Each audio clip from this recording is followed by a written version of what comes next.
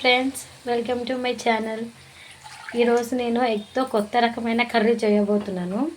First ఎగ్స్ని boil చేసుకుని దాన్ని హాఫ్గా కట్ చేసి ఒక బాండీలో ఆయిల్ వేసి కారం, ఉప్పు, పసుపు వేసి దాన్ని ఫ్రై చేయాలి. ఎలా ఫ్రై చేయాలంటే ఇలా ఫ్రై చేసుకోవాలి. ఇలా 2 సైడ్స్ ఫ్రై చేసుకున్నాక అదే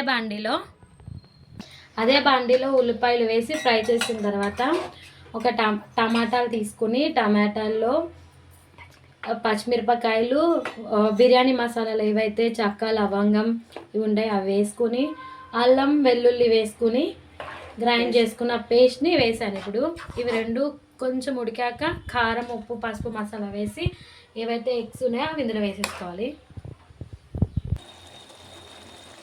మనం ఇందాక ఏదైతే టమాటా ప్యూరీ వేసామో దాని తర్వాత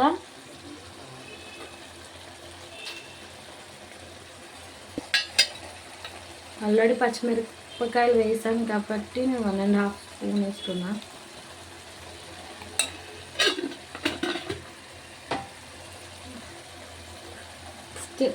సాల్ట్,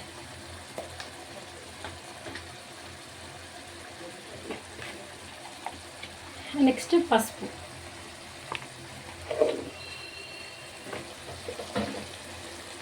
కొన్ని వాటర్ వేసాను.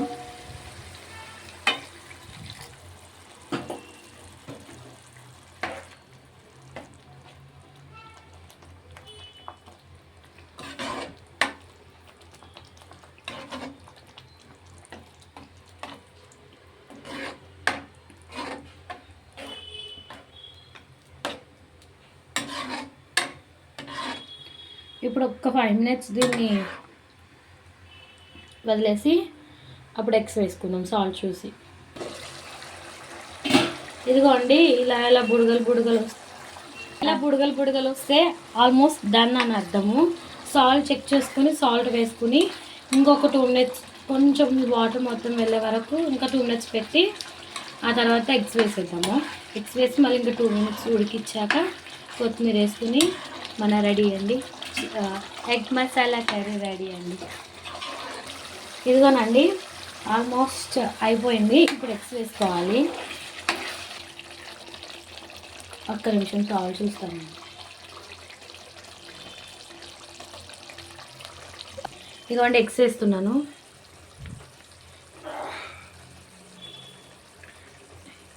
ఇలా వేసుకుంటే బెస్ట్.